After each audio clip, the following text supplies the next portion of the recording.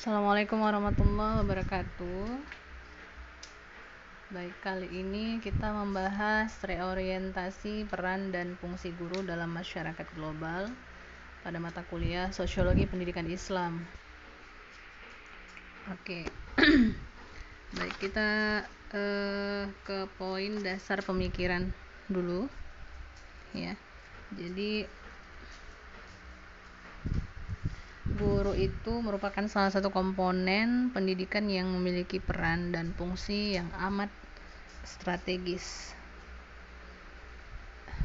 Karena begitu pentingnya peran guru ini ya, pakar pendidikan ada yang berpendapat andai kata tidak ada kurikulum secara tertulis, tidak ada ruang kelas dan prasarana belajar mengajar lainnya, namun masih ada guru, maka pendidikan masih dapat berjalan.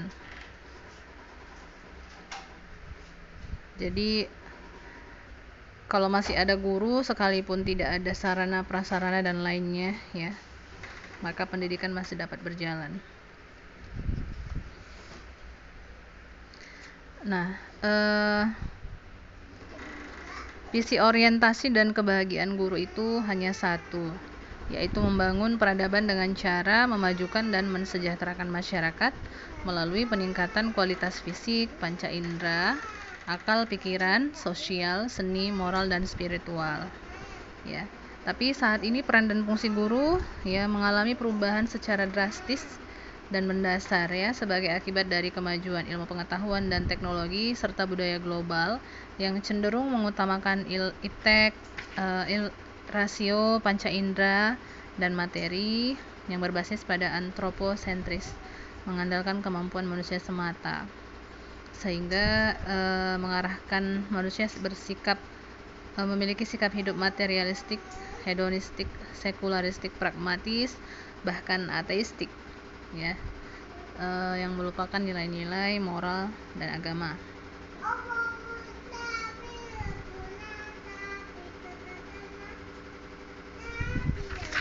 Nah, era globalisasi ini pada akhirnya mempengaruhi lahirnya perubahan orientasi, visi, misi, peran, dan fungsi guru.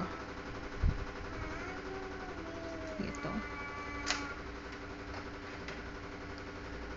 Kemudian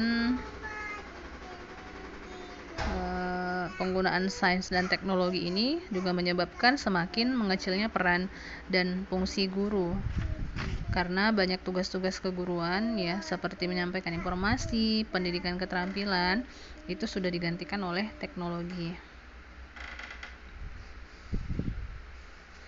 Sekarang dalam memecahkan masalah-masalah keseharian yang dihadapi oleh siswa pun ya, atau di lingkungan masyarakat, guru itu dianggap sulit ya, sulit untuk memecahkan masalahnya karena dianggap memiliki banyak keterbatasan,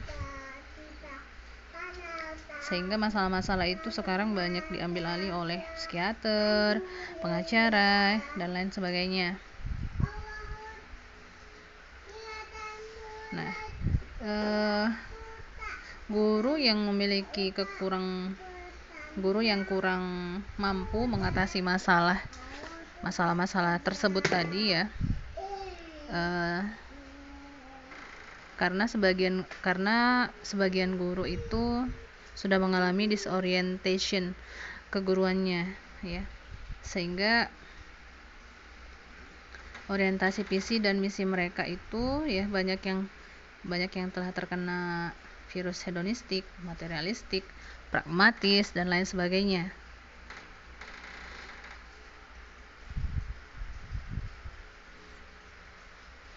Padahal seharusnya ya seorang guru itu harus memiliki orientasi visi dan misi sebagai penggerak perubahan sosial, agent of social change ke arah yang lebih baik, serta membangun peradaban ya secara fisik, panca indera, intelektual, sosial, seni, moral, dan spiritual.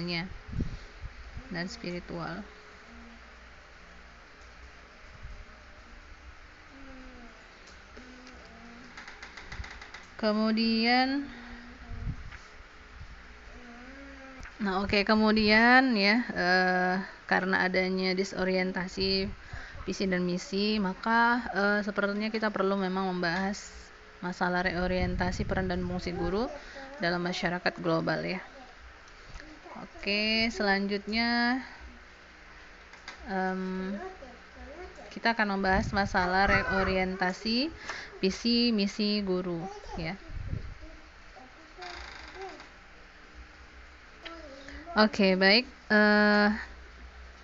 Dari pemaparan sebelumnya ya. Jadi visi misi guru yang orisinal itu ada beberapa, diantaranya adalah ulul albab, al ulama, al muzakki, al ahlul dzikru, dan al rasikhuna fi'al ilmi ya, yang sesuai dengan tantangan dan kebutuhan zaman.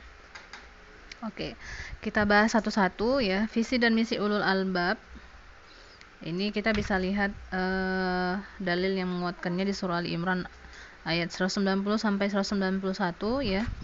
Bahwa visi guru itu adalah ulul albab, yaitu menjadi orang yang memiliki keseimbangan antara daya pikir dan daya nalar dengan daya zikir dan spiritual. Maka diharapkan dengan visi ini ya, seorang guru itu bisa mengemban misi, mempergunakan dayanya itu secara optimal untuk melakukan amar ma'ruf dan nahi mungkar. Oke. Kemudian dengan visi misi ulul albab ini ya, seorang guru bisa mengemban misi membangun peradaban Islam sebagaimana yang dilakukan para ilmuwan dan ulama di zaman klasik. Kemudian dalam hal ini Mokhtar Bukhari mengatakan ya, bahwa pada dasarnya dapat disebutkan dua petunjuk atau ketentuan yang berkaitan dengan profesionalitas. Pertama-tama ditentukan bahwa setiap profesi dikembangkan untuk memberikan pelayanan tertentu kepada masyarakat. Kemudian yang kedua, profesi bukanlah sekedar mata pencarian atau bidang pekerjaan. Ya, profesi tercakup pengertian pengabdian kepada sesuatu, misalnya pada keadilan, kebenaran, dan lain sebagainya. Kemudian visi yang kedua yaitu visi dan misi al-ulama. Bisa kita lihat di surah Al-Fatir ayat 27 sampai 28 ya. Diketahui bahwa sebagai ulama ya, guru menjadi orang yang mendalami ilmu pengetahuan melalui kegiatan penelitian terhadap alam jagat raya seperti fauna, flora, ruang angkasa, dan lain sebagainya. Oke, kemudian ada nilai kesadaran di sini bahwa sebenarnya guru hanya menemukan dan bukan menciptakan, menemukan segala sesuatu yang ada di alam jagat raya yang diciptakan Tuhan. Gitu. Nah, secara teknis profesi tidak boleh berhenti, tidak boleh mandek, ya.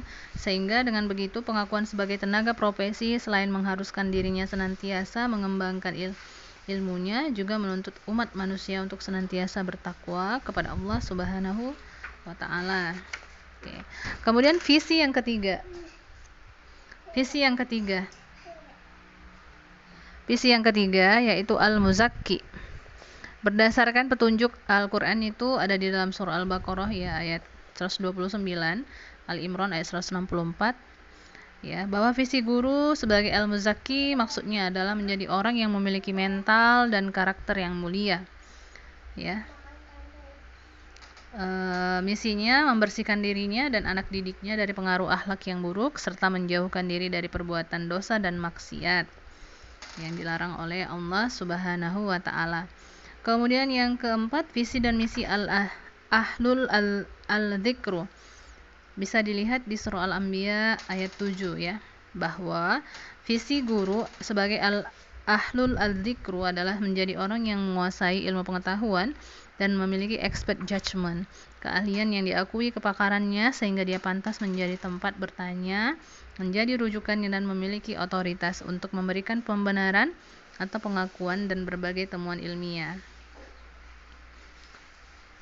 Nah, dengan visi tersebut ya, seorang ahlul al-dzikru mengemban misi memperbaiki, membimbing, meluruskan, mengingatkan dan memberikan keputusan atau perilaku yang dilakukan oleh anak didiknya. Kemudian yang kelima, visi dan misi al-raskhum fi ilmi. Berdasarkan petunjuk Al-Qur'an ya, itu adalah maksudnya kalau untuk visi dan misi ini kita bisa lihat dalilnya di surah An-Nisa ayat 162 ya. Jelaskan bahwasanya orang yang memiliki kemampuan bukan hanya pada dataran fakta dan data, melainkan mampu memberi makna atau melakukan proses inferensial atau precision terhadap data dan fakta tersebut. Sebagai al-rasikhuna fi al-ilmi, ia tidak hanya dapat memahami sesuatu yang bersifat empiris dan eksplisit, melainkan juga memberi makna, pesan ajaran, spirit, jiwa kandungan hakikat, dan lain sebagainya.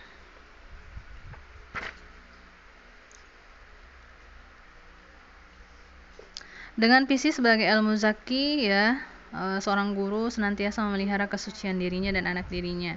Dan dengan visi ahlul al-dzikru, orang yang memiliki otoritas keahlian dapat memberikan penilaian, menjadi tempat bertanya, senantiasa mengingatkan orang lain dari berbuat salah.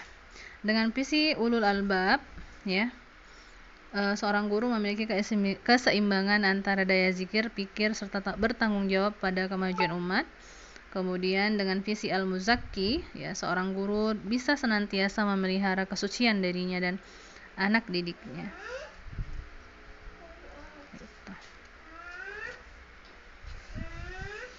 Oke, kemudian kita bahas masalah implikasi, ya.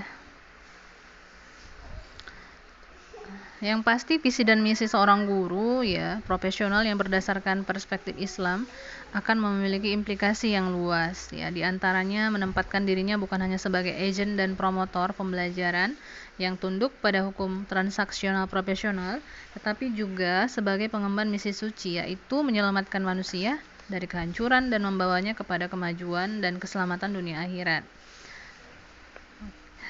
Nah, dengan visi misi guru yang berdasarkan petunjuk Al-Quran, ya, seorang guru tidak hanya akan menjadi orang yang pandai bicara, tetapi juga tahu cara kerja pikiran.